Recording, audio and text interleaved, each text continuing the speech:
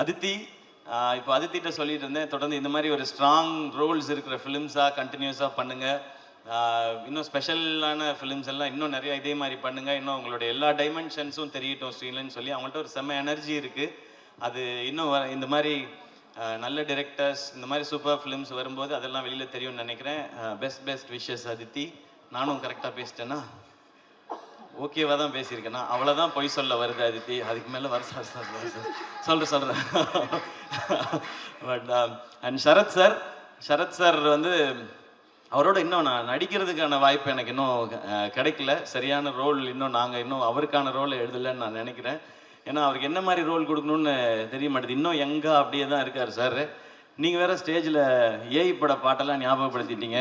அதை பற்றின கருத்துக்கள்லாம் என்கிட்ட சொல்லிட்டு இருந்தார் சார். அப்படியாண்ணே? அது எதுவும் மேடையில் சொல்ல முடியாது, சாரி. நீங்கள் வேணால் முன்னாடி ஷூட் பண்ணியிருப்பாங்க, அது அண்ணெல்லாம் நல்லா அப்படி கிட்ட ஜூம் பண்ணி ஷூட் பண்ண லிப் ரீடிங்கில் கண்டுபிடிச்சிக்கங்க நீங்கள். அண்ட் சரத் சார், உங்களோட எனர்ஜி அது சூப்பர் சார். எப்போவுமே கண்டிப்பாக சீக்கிரம் ஒரு செம்ம படம் பண்ணுவோம் அப்படின்னு நான் நம்புகிறேன் சார். உங்களை ஒரு வேறு டைமென்ஷனில் காட்டுற ஒரு படமாகவும் அது இருக்கணும். நான் இந்த படத்தில் நடித்தேன்ப்பா, சிவாவோட நடித்தேன், அது நான் இவ்வளோ வருஷம் பண்ணாத ஒரு ரோலாக அதில் அமைஞ்சதுன்னு சொல்கிற மாதிரி இருக்கணும்னு நான் நினைக்கிறேன் சார். அந்த மாதிரி உங்களோட சந்திக்கிறேன் சார்.